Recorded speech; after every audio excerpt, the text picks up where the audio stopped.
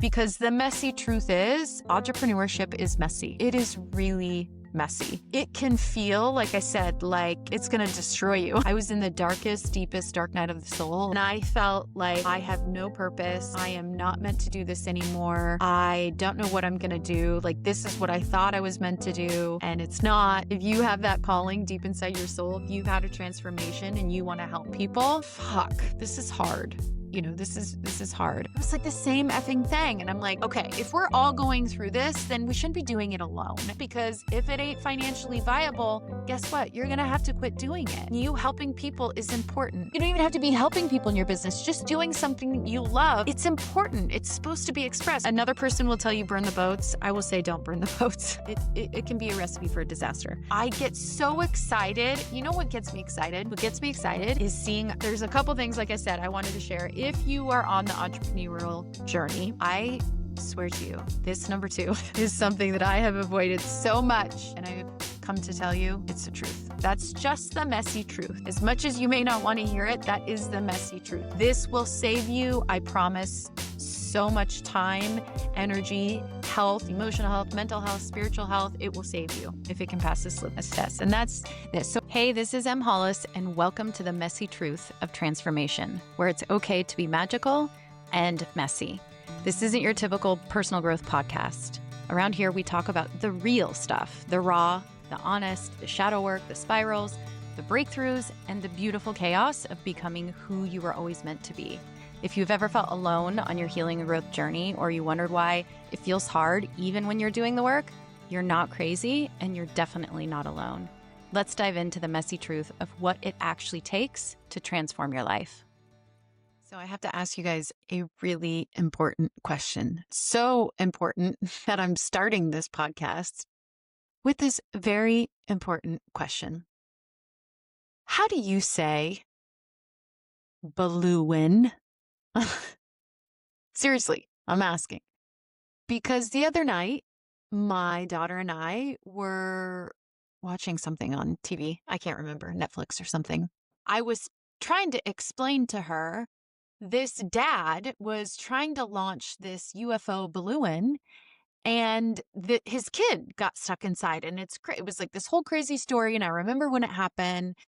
And she's like, wait, what? What did he launch? I'm like, this like UFO shaped balloon. And she was like, balloon? And I said, yeah, balloon. And she was like, I don't even know what you're trying to say. And I was like, I guess you guys say balloon. That's how you say it, which doesn't even sound right to me. Like, balloon does not sound right. Balloon is how you say it. There's 2 O's. Balloon. And she just could not believe that I was saying that. She had never heard that before. And for me, in my world, balloon is how I've said it my whole life. And so it sounds normal and better to me. So I am genuinely curious, since this podcast is all about the real messy truth. I want to know, is there any of you out there that say balloon like I do? Am I literally the only one, which I wouldn't be surprised. Am I the only one on this planet that says balloon? Please tell me. Please tell me. I know for sure I can't be the only one, because balloon just sounds so wrong and dumb. Like, it just sounds dumb. So let me know. Balloon or balloon? Because I'm going with balloon. Now that we have that over with, we can actually dive in. I'm feeling really silly today, so hopefully I don't get too off the rails with you today and talking about the topic, what we're covering on this week's episode, which is the messy truth of transformation and entrepreneurship.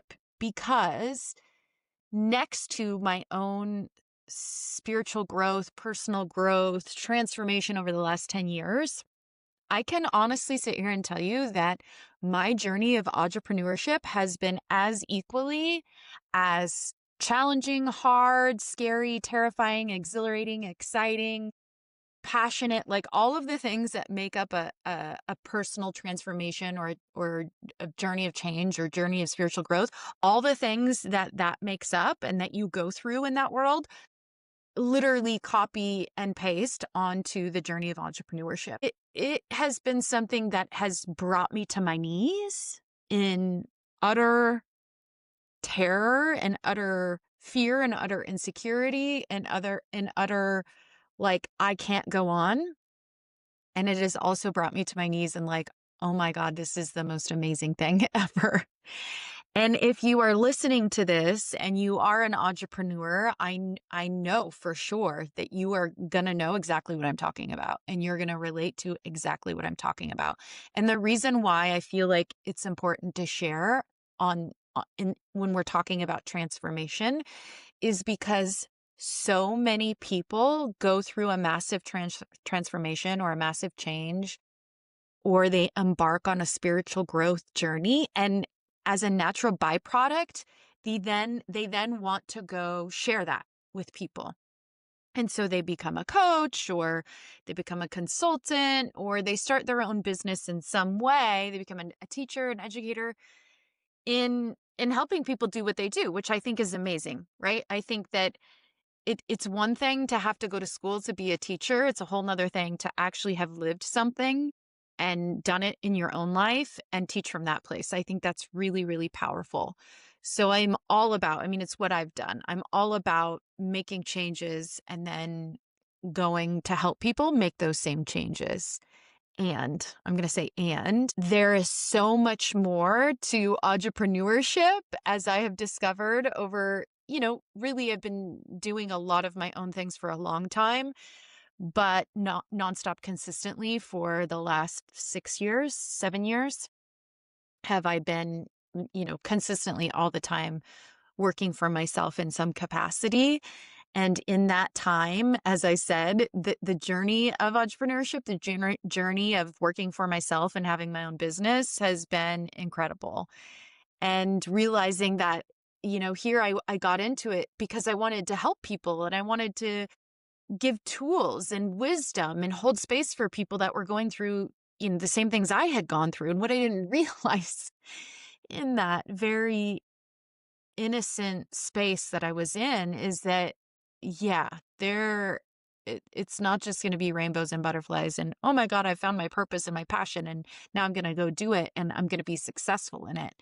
There has been so much more to the story than that. So I thought this is such a great conversation because I feel like so many of the listeners, like I said, are probably going to be entrepreneurs or at least have gone through something and then desire to share that with somebody else. So if I catch you early on in your journey, I feel like I can add some wisdom to the conversation and give you some value for your time and in exchange for your time and energy listening to this. I think I can offer you some value and some guidance so that as you embark on your journey, maybe you can avoid some of the pitfalls that I've gone through. Maybe, you could be like me and you just are really stubborn. You don't listen to anyone and you have to figure it out for yourself.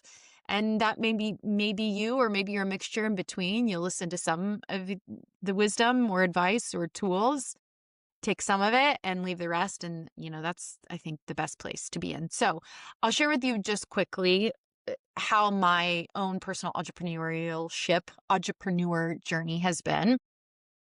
The first sort of business I started on my own, you could say, was an Airbnb business, actually. And I started this when I was in my previous marriage. And my husband at the time had 5 acres and it was just sitting there. It was in Kellogg, Idaho. It was 5 acres just sitting there. And so to be honest with you, I don't even remember why I thought to do this. I really cannot recall where or why the idea came to me, but we had a 1988, I believe it was, Fleetwood Bounder motorhome that we had bought just to use ourselves.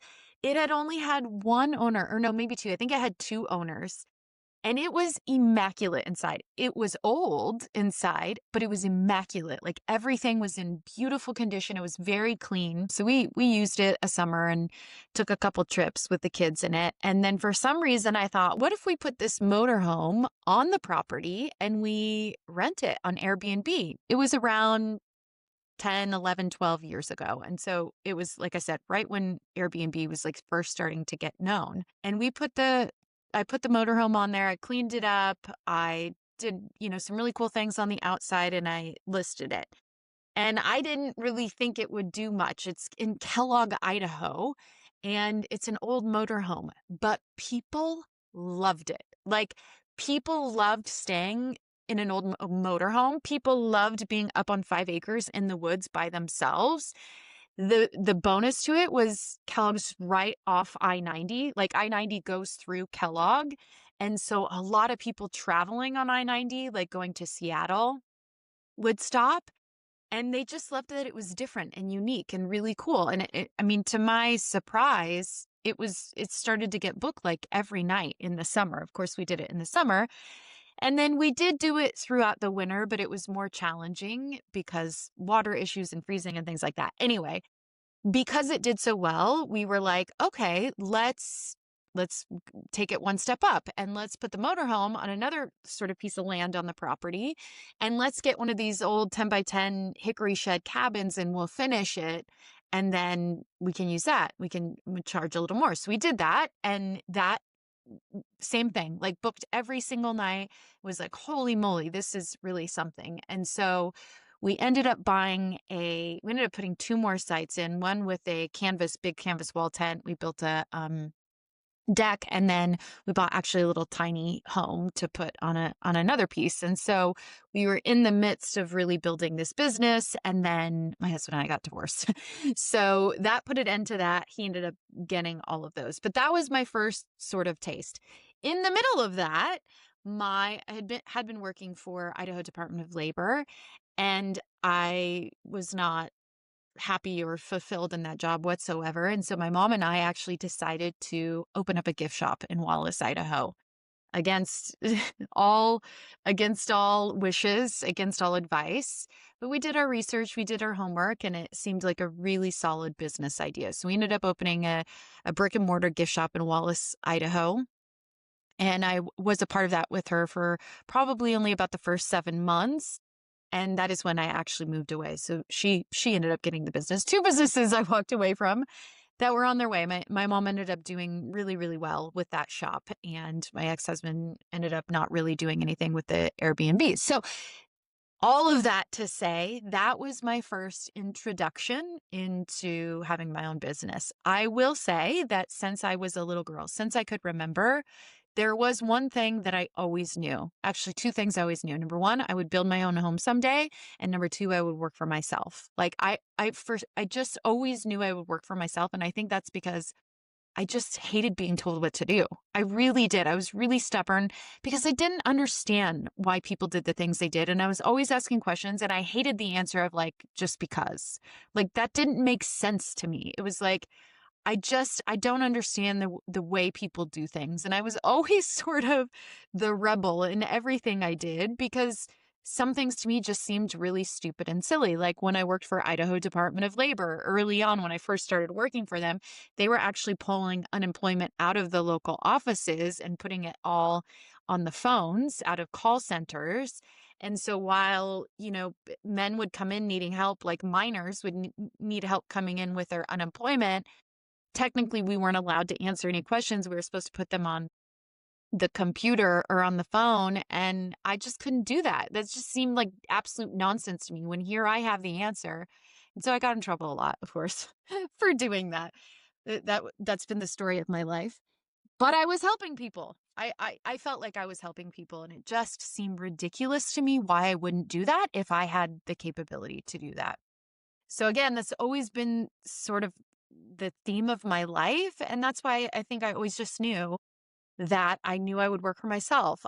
I feel like, and please let me know what you think about it, all the entrepreneurs that are listening to this, but I feel like entrepreneurship is a calling. It's like if you're an artist or a painter, or it's like it is a calling that even though it rips you to shreds, you can't not do it.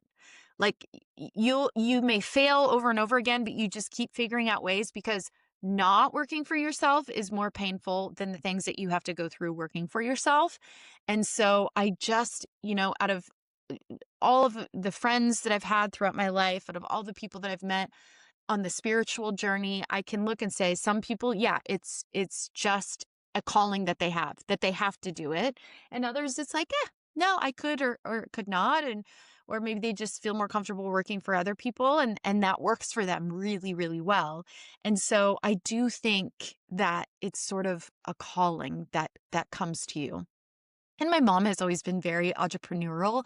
She opened her own dating business before, and I helped her with that. Like she's always done things like that, where she is of that mindset. She also doesn't like to be told what to do, and so it's worked for her. She's had a lot of really good jobs working for companies, but she's done pretty well doing things on her own too. So that's sort of in my blood, I guess you could say too. But it's always been something I knew when I was little. I was like, I knew I wanted to help people. I wanted to become a psychiatrist or a therapist. And so I thought I'll go through school, I'll become a psychiatrist, and I'll own my own practice. Like I never thought I'll go to work for somebody else. I always thought I will open up and own my own practice. And so for me, naturally, when I went through my own transformation right away, I mean, I have journal on top of journal of ideas of I wanted to help women because at the time I left a very dysfunctional and unhealthy marriage. And I had really learned how to fall in love with myself for the first time in my life ever. And I was like, I want to help women do this. I want to help women leave unhealthy marriages and fall in love with themselves. And I was just so passionate about it. So, I had all these ideas. So I knew, okay, I just opened this business with my mom, but I knew even with that, I wanted to do something like deeper. I just thought, I got to do this. I want to do this. And so I hired a coach at the time. This was after, I'd made a lot of big changes in my life. I hired a coach at the time. And he's like, you just do it, Em. Like, don't think about it. You just do it. And I was like, okay, I'll just start taking on clients. And that was in 2018. That's when I officially opened the LLC Insight Unlimited. It was just going to be like coaching.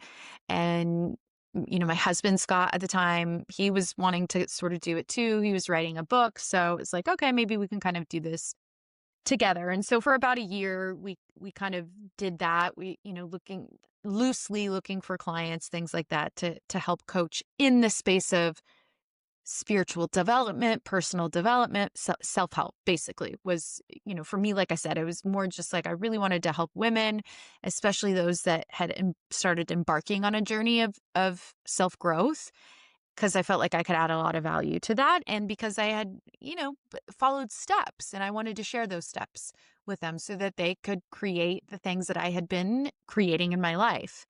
And so we did that for about a year. And then about a year later, in a meditation, I had this idea for me and my husband and our best friend that we had met at a Dr. Joe Dispenza retreat. He had been teaching a specific modality for emotional freedom.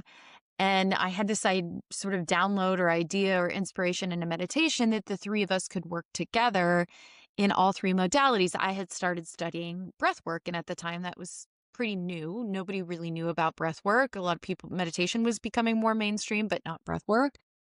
And because of an experience I had and a friend of mine telling me about Wim Hof, I dove down the rabbit hole and I was like, okay, we could use our three different styles of teaching and the things that we teach, and we can combine them to create this sort of holistic coaching program to help people that are on a personal growth journey really integrate and apply all of it into their life so that they could actually make livable, sustainable changes as we had done.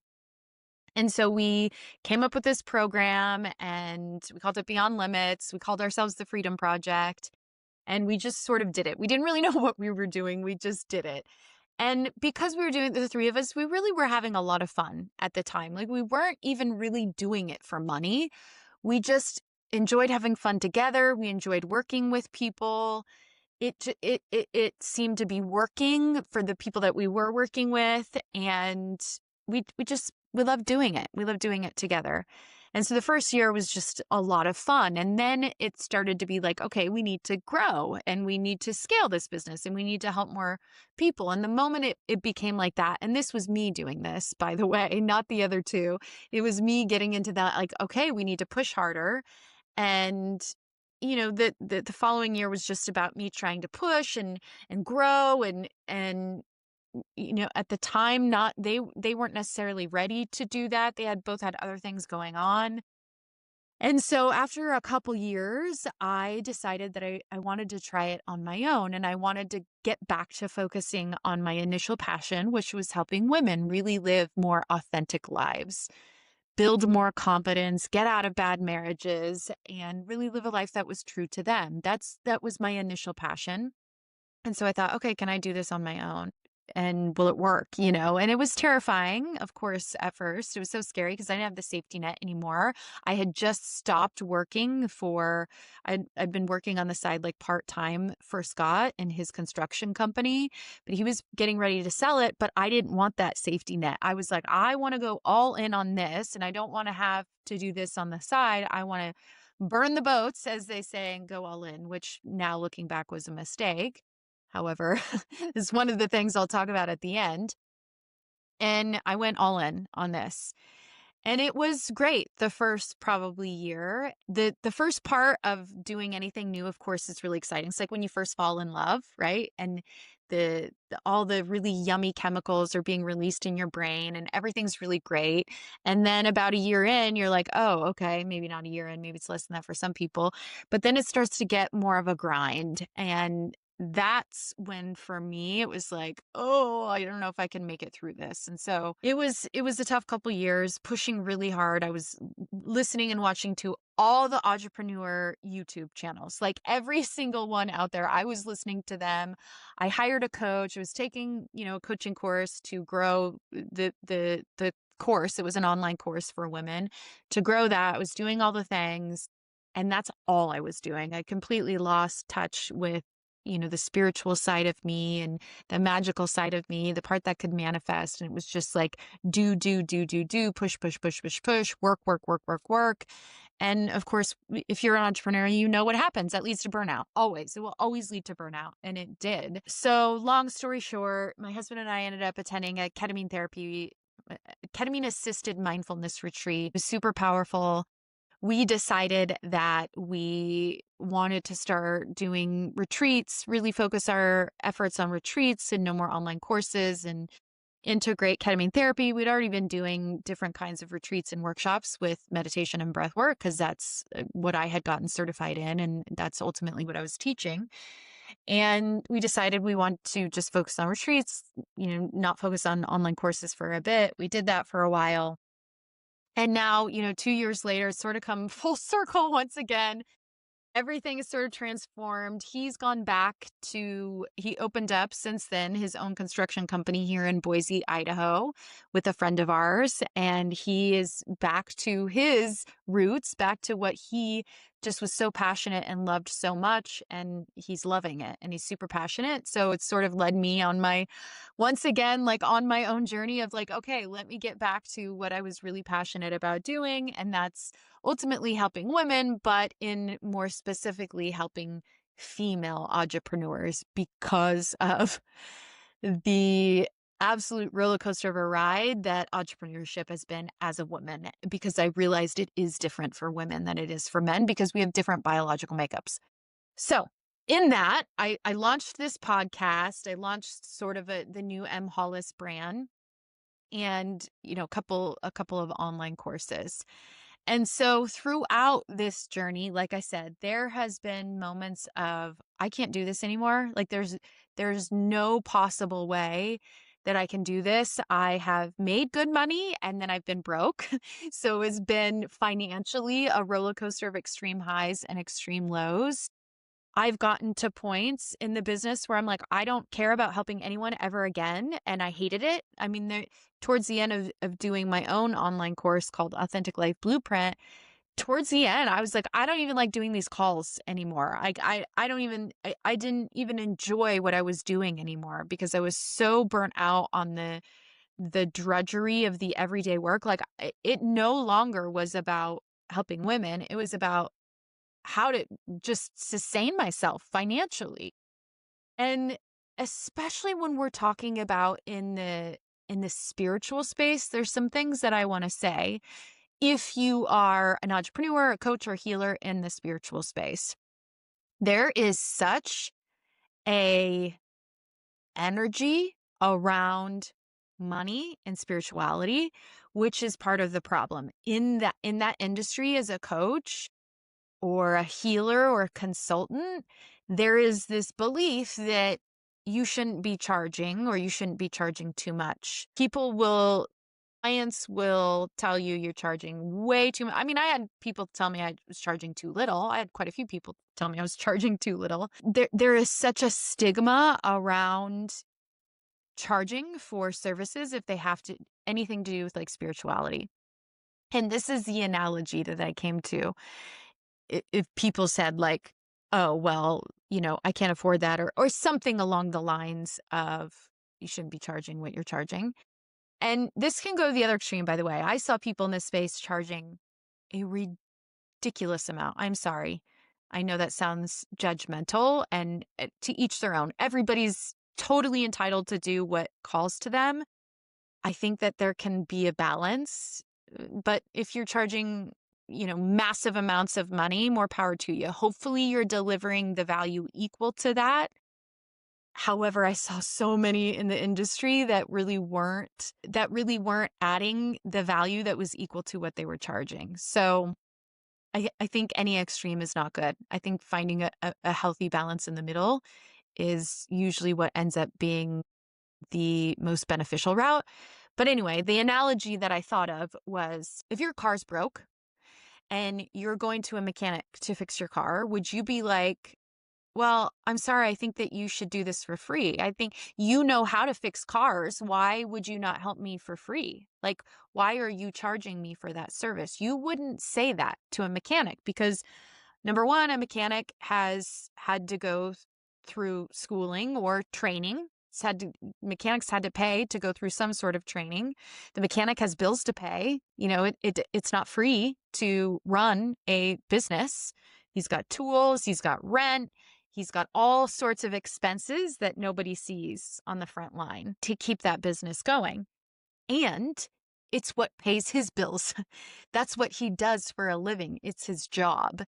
And so I think because it's like, well, if you're doing that, you shouldn't be doing this for a living. I think we need to work on changing that narrative because here's kind of what I think. I think that people who are helping people heal, like from trauma and wounds and PTSD and all sorts of things, physically, like all kinds of ways. People are helping people heal, people who are helping people grow, people who are helping people transform or better themselves or better their lives should be the ones that have money, that are making money. Like, because they need to be able to sustain themselves so they can keep helping people. Like, if anything, that's some of the most important jobs out there. And yet there's just this narrative in the spiritual space. So I think that's one of the first challenges if you are going to embark on entrepreneurship that is in sort of the personal development or spiritual space, is like you first yourself have to get over that narrative and have to get over that belief.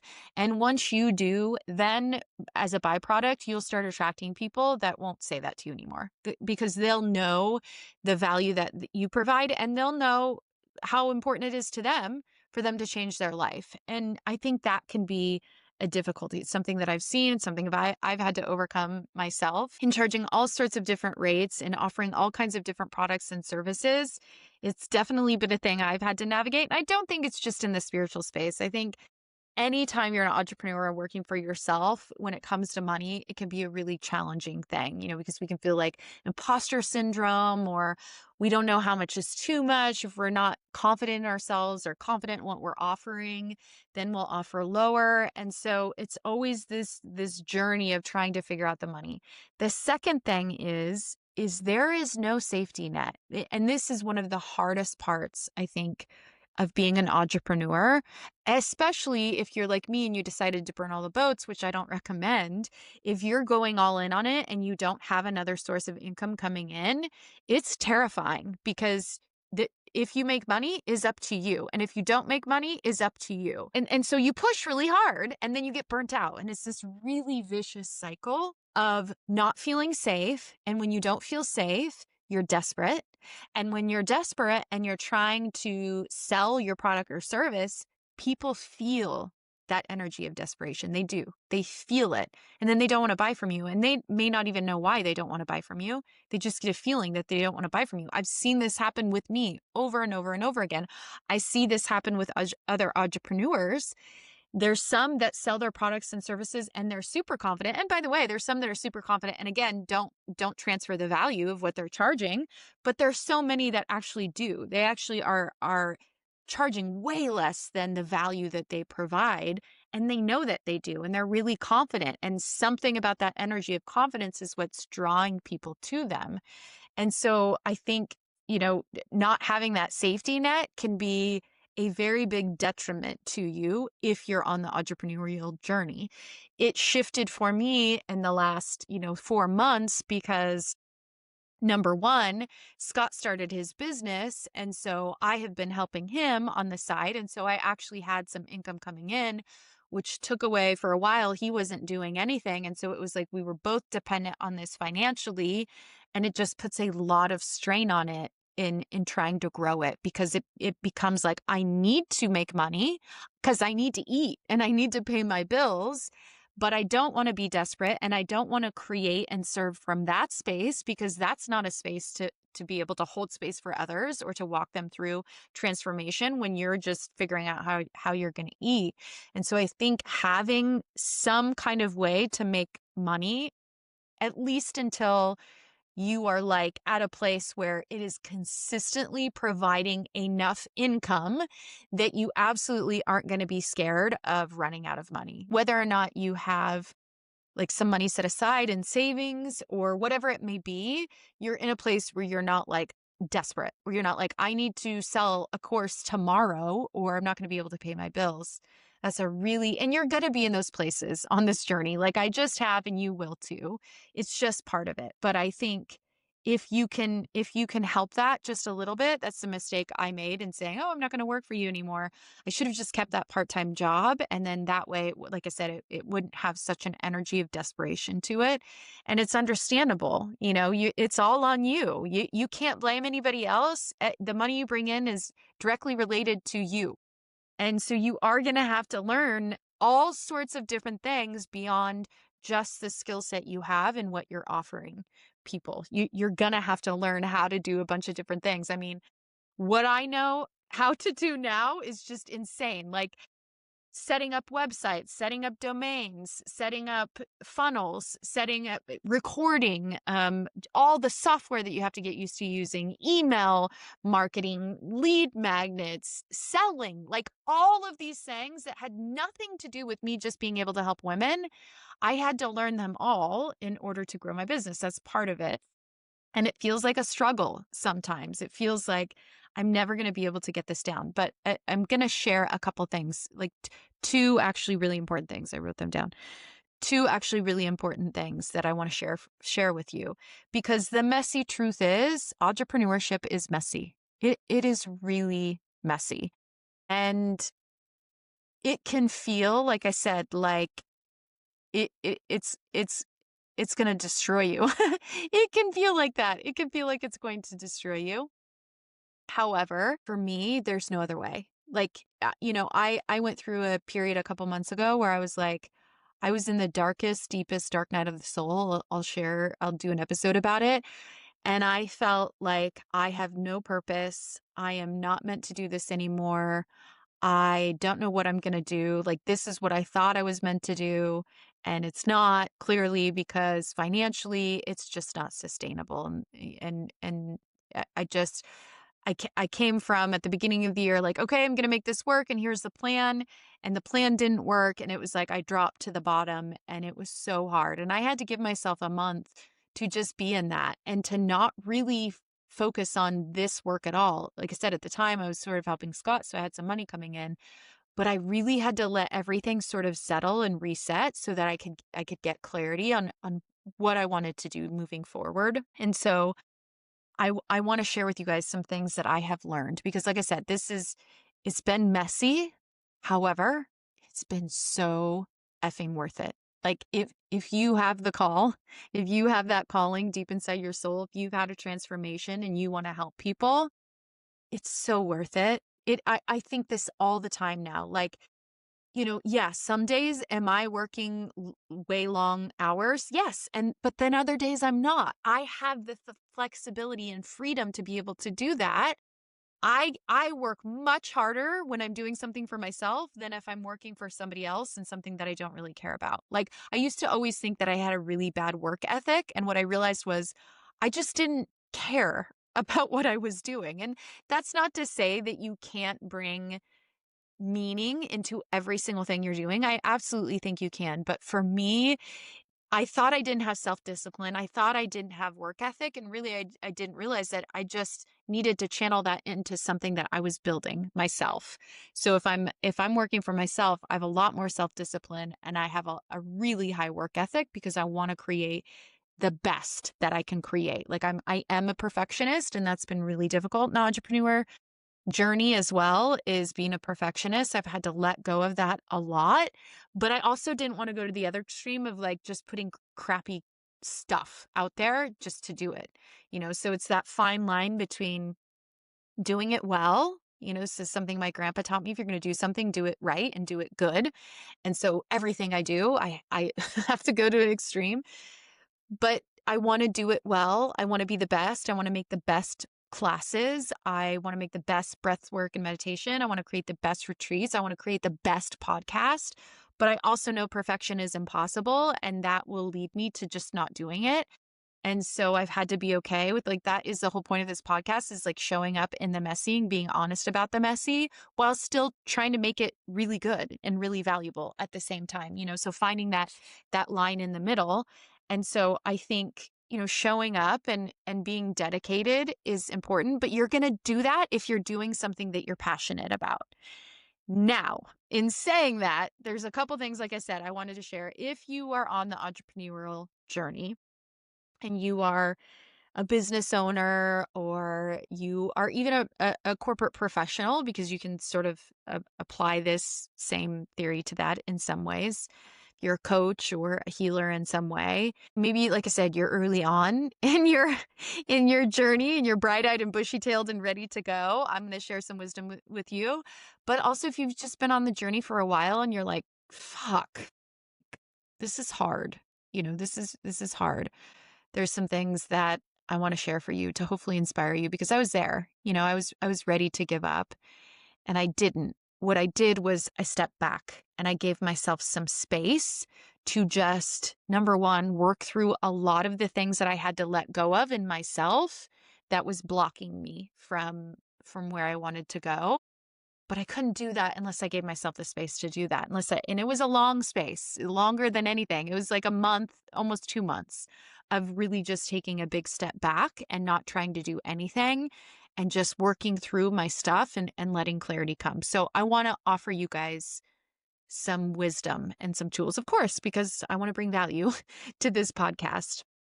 And I would love to hear from you, by the way. I would love, because here's the other thing that I realized on the entrepreneurial journey: it can get so lonely because you are working, you're grinding, you're doing your thing, and nobody knows what you're doing. Like, nobody sees the work that you're doing in the background. They see the final product, but they do not know, not just all the hours that went into it, but the emotional effort and the mental effort that went into doing those things. And so nobody sees that. Nobody knows.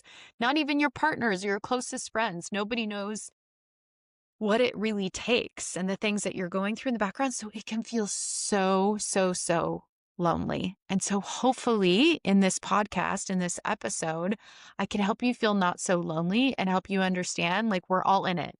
And it took me creating a little group text with some women that are in my circle that are entrepreneurs and that are coaches.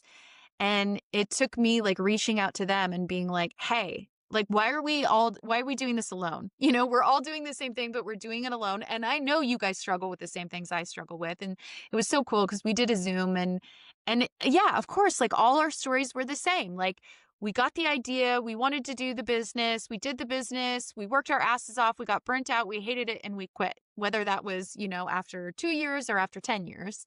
It was like the same effing thing. And I'm like, okay, if we're all going through this, then we shouldn't be doing it alone. And that's really what sparked the idea of, like, I get so excited. You know what gets me excited? What gets me excited is seeing other people create their visions. Like, I love when someone gets an idea and they're like, I want to go create this. I don't know why. It does it for me. It gets me so excited. And so, helping people be able to create something that they love. Like I said, I think the people that are helping people should be the ones out there making money. And so if I can help them make it sustainable, which means financially viable, because if it ain't financially viable, guess what? You're going to have to quit doing it. And you helping people is important. Or you don't even have to be helping people in your business, just doing something you love. It's important. It's supposed to be expressed. Wayne Dyer used to talk about this, that we all have music inside of us that we need to sing to the world. And we can't come to our deathbed with that music still inside of us. We need to express it. And that may mean in so many different ways. It may mean selling soap. It may mean whatever it is. It doesn't matter. If it's inside of you, then you need to express it. And so if I can help in learning all of the things that I've learned and helping people not make those same pitfalls and directing them in a way that they will be fulfilled and passionate, but also peaceful, not burnt out at the end of the day and financially successful, then holy moly, what just amazing for me. So there's two really important things that I want to share. Number one, there is something that you have to understand. You do not need to so what I wrote down was the way you make money and how you offer your gifts does not have to be the same thing. In other words, you can make money in other ways besides just trying to make your passion into a business. So maybe you work part-time doing something and then you're slowly sort of building a model for how you could take your passion and actually make it profitable, because passion alone doesn't mean that it's going to work as a profitable business. And if it's not profitable, it's not going to be a business. And so if you need to work a part-time job for a while until that gets there, then like I said, do that, because you don't need to make your money right away doing this. In fact, you shouldn't, because it's going to put a lot of pressure on you. And if there's pressure on you, you're not going to be doing it from a centered, grounded, passionate, purposeful place. You're going to be doing it from a place of desperation. So, or maybe that means you have learned how to day trade or real estate or Airbnbs or some way that you actually know that you can make money at. Maybe it's like getting a serving job 3 nights a week or a bartending gig 3 nights a week. Like, there's no shame in that. Being able to make that money and then doing this on the side, number one, it's going to help you get a lot of experience in whatever you think you're passionate about. And it will help you realize, do I actually want to do this for the rest of my life, or at least for a long time? Because you may go, oh, I love that as a passion, but I don't really love that as a business. And you'll have the flexibility and freedom to do that because you have money coming in on the side. And so I think that's really important to remember. Another person will tell you burn the boats. I will say don't burn the boats. That is my piece of advice for you. Don't burn the boats. Have another source of income as you're building your business, and write a number down to where you go, okay, once this side project or this side passion is actually bringing in a profit of this amount, then I can let go of that. Until then, don't let go of that, which also means that you have to figure that shit out. You have to, what Scott calls, do the gazintas. Like, you have to actually figure out, is this financially viable, and how I'm going to get there, and what is that number? Like, what is the number of, if I wrote down, what is the number for the profit that the business has to make so that I am being paid and paying my bills for what I'm doing? I'm the mechanic, I'm fixing cars, so that I'm getting paid and the business can sustain itself. What number is that? And don't let go of this saying until that number is there, until you know, okay, this actually, like, not just I love to do this, but actually financially this could work. Because like I said, you may realize, yeah, I don't really want to do that. And then you're going to go find something else, right? And so that's something really important to remember on this journey, is that you don't have to have your passion, and how you make money doesn't have to be the same thing. You could make money, you made a lot of money doing something else, but then you do this on the side just because you enjoy it. You don't even need to make money. And most of the time when you don't need to make money, that's when you'll make money in it because it feels so good, right? And you won't get burnt out on it because you're not pressured doing it because you need the money. And so if you're not burnt out, then that means you're just doing it from a place of passion and purpose, which is amazing. And again, that usually turns into profit because you don't have that attachment to the money. Number two, after years and years and years of doing this, and after years of listening to business people and entrepreneurs tell me how to create a successful business, I finally listened to some of that advice. After going through enough pain of my own, I finally realized that there should be a litmus test. There absolutely needs to be a litmus test for anything that you are about to embark on when it comes to working for yourself or starting your own coaching business or starting your own business in whatever kind of business that is. There's got to be a litmus test. And this litmus test kind of tends to be more towards not like brick and mortar shops, but more towards like coaches or consultants or entrepreneurs, female entrepreneurs, or anything in that sort of realm. If you have like services or products or things like that, especially online, that they should always go through this litmus test. And if your idea or what you want to do to start a business doesn't pass this initial litmus test, you need to think of something else. You need to shift it. You need to remold it, because this will save you, I promise, so much time, energy, health, emotional health, mental health, spiritual health. It will save you if it can pass this litmus test. And that's this. So I came up with 5 questions. Like I said, this is a culmination of not just my own personal journey with entrepreneurship and the absolute struggles that it has been when, not to mention, by the way, the financial aspect of just trying to grow and sustain a business while people think you shouldn't be charging for it as you're working your ass off in the background. And again, amazing, right? That you get to do that. But just being a coach, it's hard because you're working through all your own stuff while you're trying to help other people through their stuff. And sometimes you're the person that is their trigger, right? So they have paid you to walk them through something, but you're now, triggering one of their childhood wounds, which is a really tricky landscape to navigate. And so just that alone is challenging on top of all the other challenges. And so if you have that, you're gaining experience in that, but you also have the financial hardship, it can be a recipe for a disaster. So this litmus test is really important. It's five questions that you need to answer before embarking on this. Number 1, is there a high level of skill or professional training that's required or education involved? In other words, are you really skilled at what you're going to do, or does it require some sort of like educational training that you got certified in? So make sure that you need to be skilled in what you're doing. You need to be good at what you're doing, or you're not going to get paid for it. Like, if you're not skilled as a football player, you're not going to be paid for it. Those who have developed this skill and gotten really good at the skill get paid well.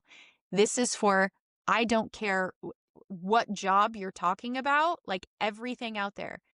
The higher skill level you have, the more you're going to get paid.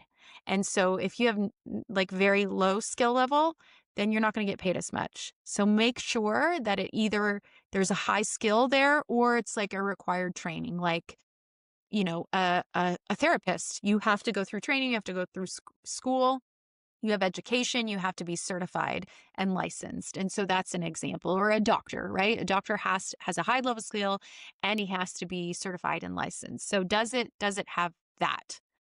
Number 2, I swear to you, this number 2 is something that I have avoided so much. And I've come to tell you it's the truth. It really is the truth. Number 2, is it super specific to a niche audience? Oh my gosh, you guys, I'm going to save you so much grief for yourself if you can follow me on this. If you are trying to go to the broadest audience, it will not work. Not unless you have a lot of money or you have a lot of connections. If you're trying to start this out like grassroots on your own, and whatever it is you're doing, if it is not speaking to a very specific person, a very specific niche, you're screwed. You're just screwed. So whatever it is, like let's say you do Reiki, right? So there's a level of skill. You have to be certified. There's that. But if you can do Reiki for working moms, you will succeed. If you are just doing Reiki in general, it's going to be very challenging because you're trying to reach so many people. You're going to reach nobody. Okay. So get specific and get to a niche audience. Narrow it down as much as possible. Do not, there in my coaching course, it only took me 4 years to finally listen to her. She always said, broad is broke. It's true. I can attest to that. Broad is broke. So is it super specific to a niche audience down to like very, like moms over 40 or moms between 20 and 40 that work full time and want to still maintain a connection with their kids? Something like that, right? Number 3, does it provide a clear outcome or solve a clear problem? In other words, you can't just be like, well, more freedom or more. No, it has to solve a specific problem. Like you have to have a very clear 1-sentence outcome when you're creating this business. What is the outcome that you're providing to people? Because people, I have realized, don't do well with like abstract or broad. People need to be told specifically. And so you need to tell them specifically, this is the outcome you're going to get from my product or service. You have to be able to tell them whether that's relief in back pain or whether that's emotional connection to their partner or whether that's being able to connect with their child or whether that's sleeping through the night or whatever it is. There needs to have a very clear outcome or solve a very clear product. My marriage is failing. I have this disease or I have this autoimmune disease and or I'm totally whacked out and burnt out, right? Clear outcome, solve a clear problem. Number 4, is it financially viable or sustainable? So you actually need to figure out, like I said, what is your pathway to make money? How are you going to make money? And how much money do you need to be able to sustain yourself? That's why I said, going back to that number, like how much do you need to be able to live and not just live, but enjoy your life as we all deserve to enjoy our life. How much do you need for that? How much does the business need to make in order to sustain itself? And how is it going to make that money? If you do the gazintas and you do the numbers and you're like, I need to serve, 50 people a year, and you're like, I really don't know how I'm going to do that, then maybe you need to relook at the model and understand that you're going to have to switch some things around or you're going to have to figure some things out because this is going to solve you a lot of time and a lot of energy. If you can't figure out if it's financially sustainable or viable and how it will get there, a lot of people, especially in the spiritual space, they're like, oh, I'll just manifest it. Or, yes, use that. And if you're not working within the 3-dimensional reality, how do you expect to be successful in it? Like you can't. The problem is so many spiritual people that want to become coaches or healers or start their own businesses, they actually want to avoid 3-dimensional reality. And so how are you going to be successful in that if you're avoiding it? Or if you're saying it's bad or it's wrong or whatever else? Wouldn't it be a better idea to actually learn about how money works? Like I actually had to learn about the money system. I was clueless about how the entire money system worked. And that changed so much for me, just learning about money and then how to actually make it. Like there are breadcrumbs, like people who make money, they tell you how they do it. It's not that complicated, but you can't try to fight that or avoid that if you want to be able to continue to do this in your life. That's just the messy truth. As much as you may not want to hear it, that is the messy truth. You cannot hate or avoid 3-dimensional reality while trying to make money and serve people that live in 3-dimensional reality. Okay? So make sure do the gazintas. Do your gazintas. Last question, number 5. Can you do this thing for the next 5 years? Because that's what it's going to take, minimum. It's going to take a minimum of 5 years. And I would hear people say that in the beginning. And I thought like, oh no, within a couple years, I'll be making all this money. It'll be great. I'll have this massive impact. And that's not the case. I'm 6 years in and I'm just now starting to figure it out, to be honest with you. So make sure that you can say, I can do this in some form or the other for the next 5 years. That doesn't mean that it won't grow and evolve and maybe even change, but that you can stick to that for the next 5 years, committed to just being on the journey of entrepreneurship in this sort of capacity for the next 5 years, because you're going to learn a whole lot about yourself. You're going to learn a whole lot about serving people, helping people, creating, but you're going to learn a whole lot. And it takes that time to learn those things so that you can get better and better and better and better. You're not going to be great at it right away, and you're going to make mistakes, and you're going to be on your knees on the floor saying, I can't do this anymore. And if you have a commitment to yourself, then after those moments of letting yourself be on the floor on your knees saying, I can't do this anymore, you get back up. You just do, because again, it's a calling, and you have to be committed to, I'm going to do this for 5 years. So that's it. This is a long podcast. I hope that you guys got some value from it. And like I said, number 1, you're not alone. Like, don't put yourself on an island. Make sure that you have community. Me starting that little group text with these other women, it was like a lifeline for me, because hearing that they're going through the same thing, and it also gave me a really great business idea, because I know other people are struggling out there. And so really what I did in getting clear and more specific in who I am passionate about working with, what I did was, okay, I want to get specific, and I want to create what I've been creating in the past, but very specifically for women entrepreneurs or corporate professionals, business owners, founders, because I know what they're going through. And so what I did was I used to teach meditation and breath work, again, to a very broad audience, to anyone and everyone. And I went, okay, I can narrow this down and actually create specific meditation and breath work techniques for entrepreneur women, because I know, number 1, that they need things that are quick. I know they don't have a lot of time and energy, and so they need things that are really quick, not drawn out. They need things that can change their state right away. They need short, quick lessons. They need things specific to them that will work specifically for them. So I created the foundations of meditation and breath work specifically for female entrepreneurs, so that they can decrease all of the stress they go through, all the overwhelm, all the burnout, and they can actually increase their passion and their productivity and their profitability, because profitability is going to raise naturally when you're not in stress and overwhelm and burnout. And so that's exactly what these techniques can help you with, so that if you're burnout, you're not going to be profitable. There's just no way. You won't make good decisions. You are going to hate your job. You're going to resent it. And then you're not showing up in the best way. If you're not showing up the best way, you're not going to be profitable. And so I created an online course, totally self-paced, that you can do on your own.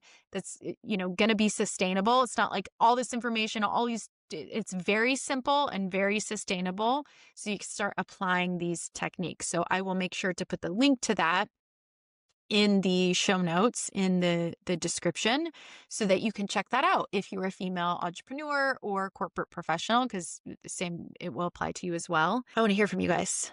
Let me know. I want to hear from you, your struggles. I want to hear from you things that you've used or people you found maybe that have been really helpful in your journey. How's your journey been? How's the entrepreneurial journey been for you? I'd love to hear from you. Share below. That's it. It's a wrap. It's another one. Oh, by the way, I said at the end, I wanted to offer a specific, like, very tangible tool. I gave you a couple, but if you head to the website, mhollis.life, I have breathworks and meditations in there. The one I would recommend to you, hands down, number 1 for every single business owner, entrepreneur, it's called Calm Your Mind. It's only 6 minutes. You literally can use it any time of the day. I had to use it in the middle of the night one night. I was up at 3 a.m. and the voice in my head, my mind chatter would not shut the F up. And it's only 6 minutes. So I just played it over. I put it on repeat and I played it 4 times. And by the end of that, because when you're in that space, your mind can't turn it off. You have to use your body to turn it off, your breath specifically. And so it's, like I said, it's 6 minutes. Go check it out. It will be one of the most useful tools that you'll have in your life in general. But specifically as an entrepreneur and a business owner, it should be in your toolbox, your go-to. So if you check out the website, you go check that out, calm your mind and put it in your toolbox. I love you all. Thank you for joining me. Thank you for giving me your time and energy. Again, I always promise this to be a wild ride. And I will see you on the next episode. Hey guys, thanks for listening to another episode. If this episode resonated in any way, I would love for you to subscribe, leave a review, or share it with somebody who's in the thick of it too. If you want more behind the scenes, or you want tools to support you along your journey of messiness, come hang out with me over on Instagram at @mhollis_thesage. But most importantly, just remember, the mess is part of the magic.